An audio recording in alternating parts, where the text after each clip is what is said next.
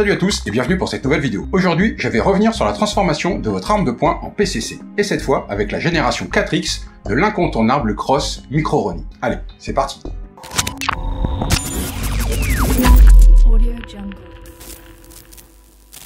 Fondée en 2004, CAA Tactical conçoit, développe et fabrique des accessoires pour customiser de nombreux types d'armes utilisées à travers le monde. L'un de ses plus gros succès est la Cross Ronnie. La preuve en est que lorsque vous parlez de cross de conversion à un tireur, la plupart répondent directement Ronnie. Et pour la petite histoire, il paraît que Ronnie est le nom de la fille du PDG de CAA. À la base développée pour les Glock, les Cross Ronnie sont aujourd'hui déclinés pour certaines armes Beretta, CZ, HK, Sig Sauer, Springfield, mais je vous laisse aller voir la liste sur le site internet de CAA. Le micro Ronnie arrive déjà monté dans une boîte en carton toute simple. Le seul accessoire fourni est une clé Allen qui servira à régler la sortie du canon en fonction du modèle de l'arme utilisée. La crosse qui va pour mon Glock 17 est également compatible avec le Glock 19, 19X, 22, 23, 31, 32 et 45. Le tout de génération 3, 4 et 5, sauf les modèles compensés.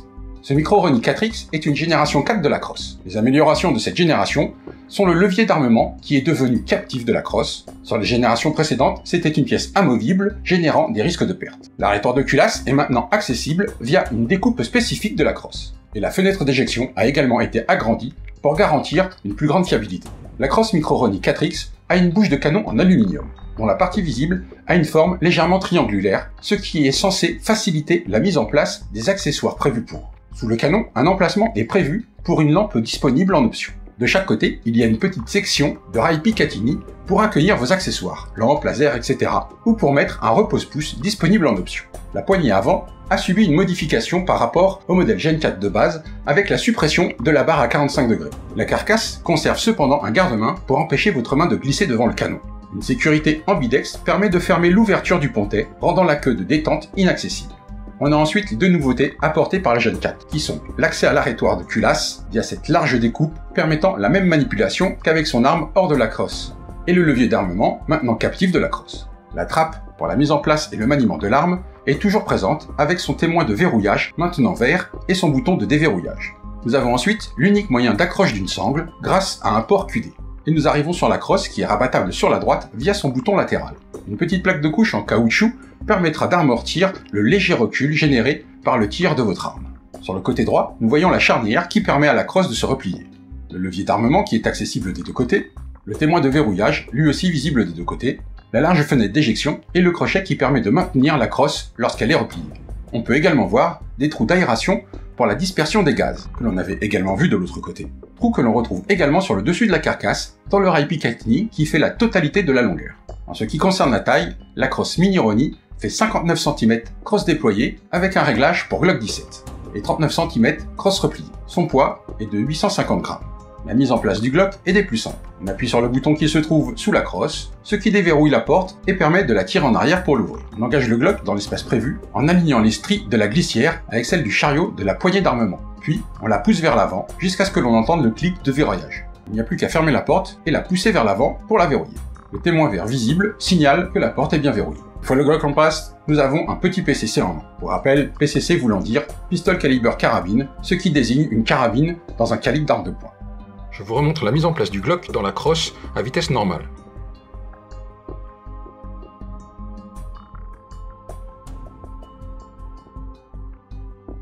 Le démontage est tout aussi simple et rapide. Il faut juste baisser les petits picots qui bloquent l'arme, un peu comme pour retirer la culasse d'un Glock. Bien, maintenant que c'est en place, il ne reste plus qu'à le tester au stand. La première constatation en prenant la micro Ronnie en main est que rien ne bouge. Le Glock est vraiment bien calé dans son logement. Pareil pour la crosse dans sa position ouverte. Il n'y a aucun jeu, ni aucune torsion. La poignée avant permet de ranger un chargeur supplémentaire, et contrairement aux anciennes générations, elle est munie d'un système de blocage pour sécuriser le chargeur et d'un bouton pour le libérer. De par sa position et le fait qu'il soit ambidextre, le levier d'armement permet une action facile de la main forte comme de la main faible sans devoir désépauler. Le renvoi de la culasse se fait maintenant aisément via le bouton de l'arrêteur de culasse grâce à la nouvelle forme de la carcasse du Ronnie. La crosse se rabat facilement et reste bloquée en position fermée grâce à un petit ergot. Pour la déployer, il suffit de la lever légèrement pour pouvoir la faire pivoter en position ouverte. Voici maintenant un tir à 15 mètres assez rapide au vu de ma qualité de tireur en utilisant un point rouge réglé pour 25 mètres, ce qui explique le décalage. Toujours pour vous donner une idée, je vous montre un tir sur gong à 25 mètres sans coupe entre les tirs. Mon niveau de tireur ne me permet pas une telle cadence avec un tel résultat juste avec mon Glock.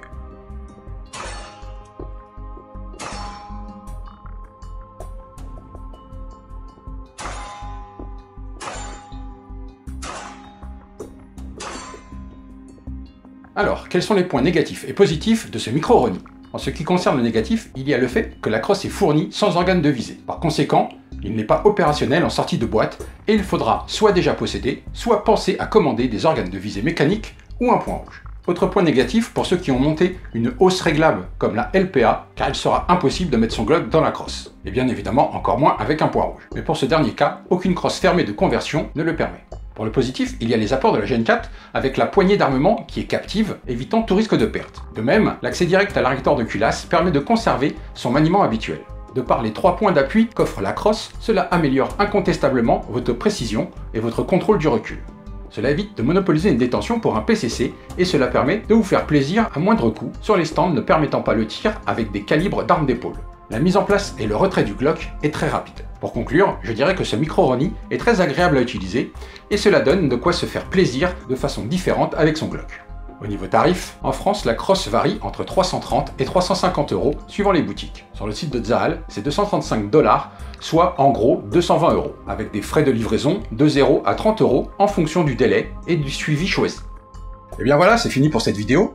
J'espère que cette présentation vous aura permis de découvrir, d'en apprendre plus ou de vous faire un avis sur cette crosse mini-Roni. Je remercie grandement la société Zahal qui m'a permis de la tester et de vous faire une revue sans aucun parti pris dessus. Petite info pour ceux qui sont restés jusqu'à la fin, CA compte ouvrir une plateforme dans le sud de la France d'ici très peu de temps. Comme d'habitude, n'hésitez pas à laisser un commentaire, à mettre un pouce bleu si la vidéo vous a plu et à vous abonner si ce n'est pas encore fait. N'hésitez pas à partager et à faire connaître la chaîne, car je vous rappelle que vous êtes les seuls à pouvoir lui donner de la visibilité. Sur ce, je vous dis à plus pour une prochaine vidéo.